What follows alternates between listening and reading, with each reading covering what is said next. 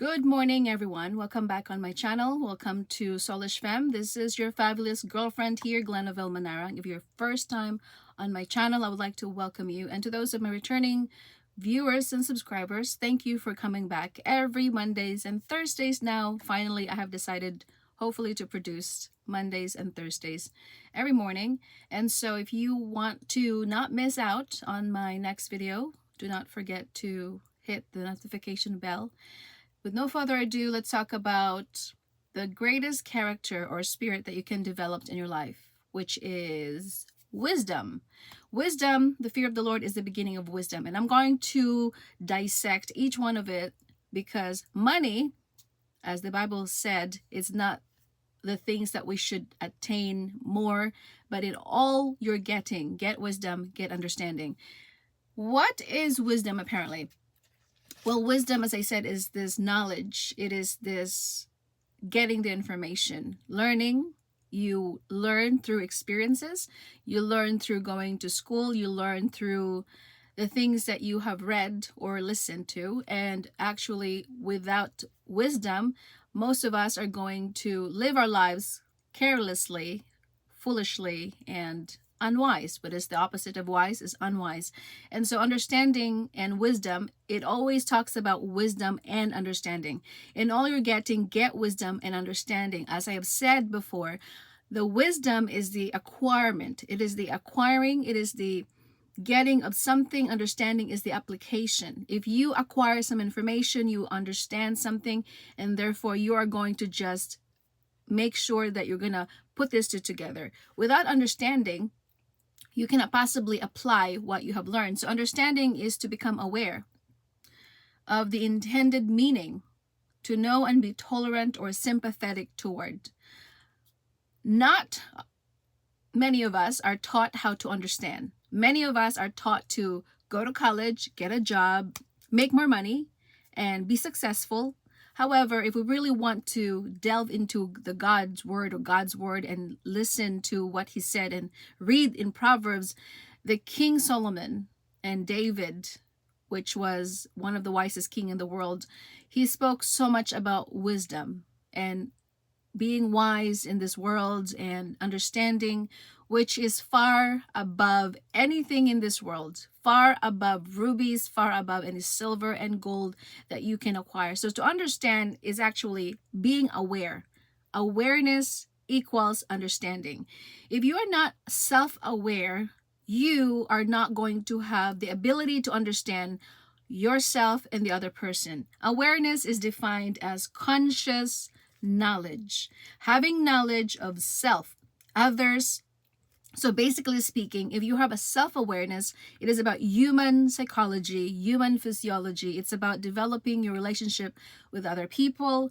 It is about knowing what triggers you, knowing what triggers the other person. It is about healing your soul from any traumatic experiences you have endured. If you are self-aware, you know exactly the kind of things or words that will trigger you. If you're not self-aware, people are usually impulsive. They are reactive, as I used to. And now, as I am learning about this discussion and this topic, rather, it's all about learning who you are. Human personality is very complex. We are a complicated human being. We're not only composed of a physical body, rather, we're composed of physical, our soul, and our spirit. As I always talk on my channel, I want you to develop in these three areas: our body, which is this physical body, the vessel that God has given us, and also we have to deal with our soul. Our soul is composed of intellect and our emotion. Our soul that is wounded, we are most likely going to lash out or be impulsive, because as our soul is not healed, we are going to gravitate towards destructive behavior and destructive pattern. And alongside of that is our spirit, which is knowing who God is, developing your relationship, and knowing the creator of the universe, because we cannot just pretend like we need to just be on ourselves. There must be a manufacturer. There must be someone who created us. Just like the cell phone that I'm looking at right now, someone created this. There is a manual, which is the Bible, and we are the product. The same thing with God. God is the creator, as the cell phone has a creator. It was Steve Jobs of the Apple who decided to design the Apple, and he made it in manifestation, fruition into a physical product. So the Apple cell phone that I'm using right now, it is the physical product. The same way with us, we are the physical product, and we have to go to the creator who is the manufacturer. And the manual is our guide, which is the Bible. And if we don't know what the manufacturer is all about and what he wants us to function in this world, most likely we don't know what kind of a person we should be in this world. This is why he said, get wisdom. He also talked in Malachi, people perish for the lack of knowledge. We usually perish. We deteriorate. When we don't use what we have, which is our brain, we are most likely going to lose it. So in order for us to have self-awareness, to understand is to know thy oneself. Self-mastery is one of the hardest thing to do because most people do not want to do the work. If you want to be able to have this life of getting by of what you have done many years ago and be okay with what happened to you, just don't forget about the self-development. I am not talking about selfishness and being narcissistic. When I say self-development, it is about mastery of oneself. In Proverbs 16:32, he who is slow to anger is better than the mighty, and he who rules the spirit than he who takes a city. He who is slow to anger is better than the mighty, and he who rules the spirit than he who takes a city. Do you know that it's a lot harder to control your emotions when you're upset and to control your anger when you are very mad at someone? Self-mastery, emotional intelligence is something that the Bible talks about. It talks about self-control. It talks about not being angry and not being impulsive. As I said, I wish someone would have taught me about emotional regulation. And this is why it says that a person of understanding in Proverbs 17:27 is of a calm spirit. So calmness is equivalent to have an understanding. It is undisturbed, composed, and stillness, tranquility. It is the calm surface of the lake. So you think about you. We're in the midst of a conflict, in the midst of a argument with someone. Sometimes we tend to just snap or say something that we are not thinking about, and we don't really think about the consequences of our words. We don't think about the consequences of our behavior, and that's why when we are not self-aware, we are usually going to get impulsive and reactive. In one of the books that I have read, The 7 Habits of a Highly Effective People, as I always talk about on my channel, is that he talks about being responsive. Responsibility is to be able to respond accordingly, not being snappy or not being nasty, because we all live in a place where some people that we live with or our friendships perhaps or our co-workers are going to trigger us. However, he said that you still have the choice. You still have the responsibility, the ability to respond whether or not to react to that stimulus or to react with that kind of situation. I know that we in this generation today, we have become very sensitive. We are becoming so touchy feeling. We are now know that this is a different generation right now where we hear something and somebody says something, we usually get out of whack, we get out of tangent, and we are very reactive. And still, it is something that we are told that a man with a discretion makes him slow to anger. Proverbs 19:11 that says the discretion of a man makes him slow to anger. So apparently God always wants us to keep our heart aligned and in check, and to keep our anger, subdue our flesh and subdue our anger, our rage, because if we do not really watch about our emotions, it usually gets volatile, it gets out of hand. Why do you think majority of violence, domestic violence, as well as violence that is happening outside the streets, it is because of anger issues. It is because of our impulses. It is because of our erratic behavior that is not governed by our own thoughts. That's why in James, it talks about you have to be quick to listen. James 1:19, be quick to listen, slow to speak, and slow to anger, because the anger of man does not produce the righteousness of God. And if you are always angry, I am preaching to myself more than I'm preaching to you, because this also applies to me. And this is one of my things that I'm still developing. And my goodness, God has been testing me on this area about self-control, emotional intelligence, which we don't usually talk about this. And if we can just make our children aware and teach them at the very young age that money come and go, but emotional intelligence and developing wisdom and understanding, these are the skill set that we usually are going to be needful, and these are more available to us by way of experiences. And this has become handy when it comes to a situation when it's difficult, because if you have the wisdom and the emotional intelligence, you are going to have developed a camaraderie with people, a rapport. You're going to be able to build a long-lasting relationship when you have this kind of character or a spirit, because now people will look at you as a leader, perhaps, or an influence that they can emulate and they can imitate based on the way that you handle a situation. I know, as I always say, it's easier said than done. And Proverbs 14:33, it says, wisdom rests in the heart of him who has understanding. Again, wisdom and understanding, they always correlate and coincide with each other. Every time Proverbs talk about it, wisdom rests in the heart of him who has understanding. So in order for you to deal with a difficult situation, we are told to be quick to listen. And majority of us, as I'm also guilty, I usually just want to talk and say something because I like to point out what I believe or what I think. And we are told to listen first and slow to speak, which it takes practice. It takes a lot of self-discipline. It takes a lot of self-control, and it takes of self-awareness. As I said, understanding is to self-aware and empathetically aware of another one's pain and suffering. And we live in the generation where we lack of empathy, we lack of sympathy with people. We think that what they feel do not matter. What I feel is the only thing that really matters, but what you feel do not matter. So this is why when we deal with toxic people in our lives, narcissistic usually, there are self-absorbed, selfish people, they're prone to not care about how you feel or what you have been going through, because unfortunately we do not wrestle against blood and flesh.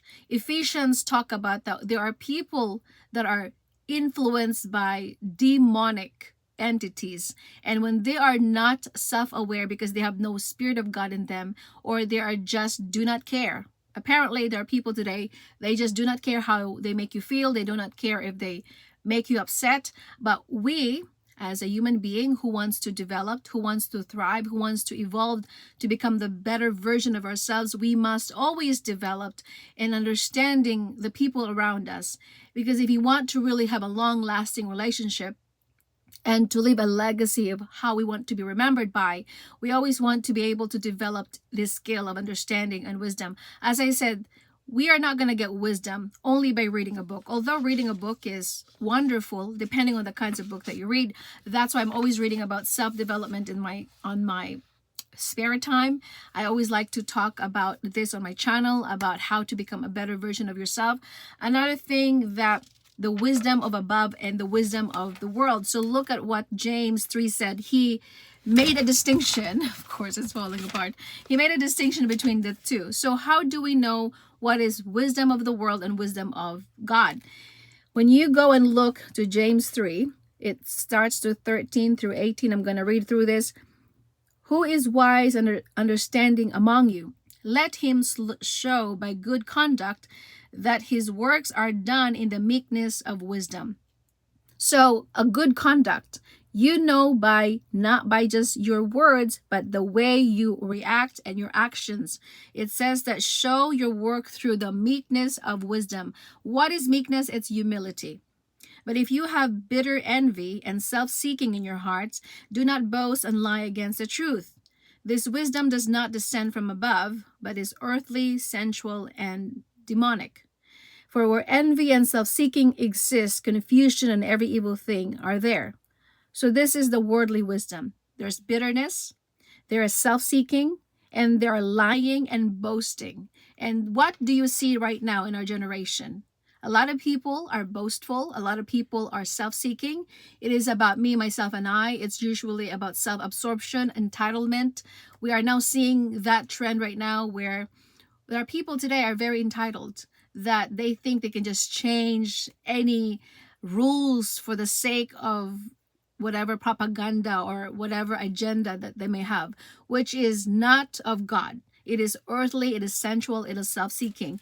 And then on the other hand, he talks about the heavenly wisdom that says, but the wisdom that is from above is first pure, peaceable, gentle, willing to yield, full of mercy, good fruits, without partiality, and without hypocrisy. And therefore, we can see the difference between the two. So the other one is self-seeking. It's about me, myself, and I. It's about I don't care how you feel. I am not going to understand you. I don't care if I hurt your feelings. I don't care if I gaslight you. I don't care if I'm going to use what you have given me and throw that back at your face when we're fighting. These are the kind of narcissistic, toxic people have in their mind. They always retaliate. They want to be able to be divisive and use whatever you have given them. And this is what I said, be careful the kind of people that you trust your secrets with, because when you deal with narcissistic people, most of them do not really care about how they made you feel. And then it is also talks about the wisdom of man. It says that Proverbs 11:12, he who is devoid of wisdom despises his neighbor, but if a man of understanding holds his peace. There you go. Devoid. You despise your neighbor. This is why when you have no wisdom, you are devoid of your neighbor. Lack of trust, lack of touch, you are destitute, you are bereft. So another word for devoid is lacking. You're out of touch. A person who has no wisdom, they are devoid of wisdom because they despise their neighbor. So if you are a woman or a man, you want to know if you are wisdom, ask yourself the question. I'm also guilty as this, that there are times that I'm using things to say some things to someone to hurt them or to get them back. And a man of understanding holds his peace. So here is the definition of understanding, is that do you have peace in the midst of trial? Do you keep your mouth shut? Do you walk away? Are you a peacemaker, or you just want to rant and say something and just want to point out the wrong things of the other person? Or are you really able to just be quiet? And as the Bible is clear, that avoid foolish discussions and avoid foolish wranglings, because they will generate strife. And that's why it says that when we have wisdom in our heart, we can actually have discretion. We are careful. Says that Proverbs 18:2, a fool has no delight in understanding, but in expressing his own heart. I know it took me a long time to realize this. When you are a fool, you just want to rant on and say something back to the person. You just want to tell them how wrong they are. You just want to tell them and explain yourself, over-explaining yourself. And I realized it's actually a waste of time. It's actually a waste of time to make the person understand how you feel when they literally or deliberately will not going to understand you. Because when a person is in the heat of the argument, most likely both of you are going to be erratic. You are not very wise. Your amygdala is hijacked at that point. You are going to brawl and fight over things that are unnecessary. So if you have learned the emotional intelligence and how to become wise, you can now step away from the situation and let that situation cool. Because when both of you are angry, the tendency is there's going to be a lot of, berating and saying words that you do not mean. Because it says there, as a fool, because we become foolish when we are in the heat of the argument, we become foolish. You become so erratic. You are not going to have this mind that says, I am not going to say something, because most likely you're going to snap at people for saying what they have said to you. But a fool has no delight in understanding. That's why when you try to discuss or argue with someone in the middle of the argument, it's impossible. That's why it's rather the best way is to walk away, let the situation cool off. I know it's easier said than done, but with practice, with awareness, and with self-discipline and self-control, it comes with the territory. It will usually becomes better as you apply this principle in life, as I'm applying this too. So because we like to express ourselves, right? Just imagine yourself in the heat of the argument with someone. Just think of yourself way back. You're also guilty of like to share what you feel because you think the other person is going to hear you, when in fact, when you're angry at them and you're already saying things that are hurtful, they have shut you off already. They're no longer going to hear what you have to say. So that's why you just have to let the storm pass and then discuss the situation when everything has calmed down, when everybody is now cool-headed.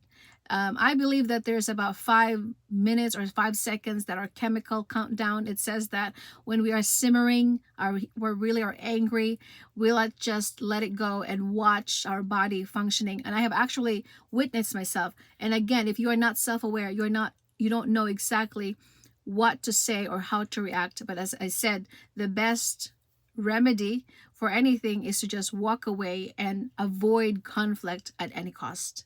So I think the person that is happy, and this is my last point in Proverbs 3:13-15. Do you want to be happy? I did not know. I found a secret. I know it's not a secret anymore. I should not share this to you. I said to myself, I thought happiness is buying clothes, buying makeup, and fixing your hair. Actually, I have found the secret. I want to share this to you. Happy is the man who finds wisdom, and the man who gains understanding. For her proceeds are better than the profits of silver, and her gain than fine gold. She is more precious than rubies, and all the things you may desire cannot change with her. So you want to be happy? There it is. The secret of life and the happiness of life is to find wisdom and to gain understanding, not just accumulating wealth and making more money. Happiness relies upon it. It actually consists of getting wisdom and getting understanding. And I was so shocked when I said, I thought happiness is about living the best life you have now. Apparently, when you have the wisdom and the knowledge and understanding on top of it all to sprinkle it all up, you're going to be a happy person because you are not easily swayed or easily snapped. You are not giving your power away. God truly loves his people because he gives us this tool how to navigate the difficulties in our lives, which is to know wisdom and to gain understanding. This is a skill set. This is a spirit, a character that any of us could develop. It is free. It just takes time. It just takes a lot of practice. As I said, we are not here to just be stagnant and static. God wants us to grow up, move forward, onward, looking about what's ahead of us and forgetting about what's behind us. And this is why in Francis de Sales it says, never be in a hurry. Do everything quietly in a calm spirit. Do not lose your inner peace for anything whatsoever, even if your world seems upset. Everybody today seems upset. Everybody wants to tear each other apart. We just want to fight. We just want to degrade and gossip and to just tear everybody's character. But we are going to be different from the world. As a child of God, as a follower of Christ, we are told to be not of this world. We're in this world, but we cannot conform to the things of this world. We have to transform our mind, renew our mind daily by reading his word. This is why I always like to share to you what God has revealed to me in the past few days, because I believe it is also helpful to what you're going through, because this is something that we all can learn from, is to understand so that there will be world peace.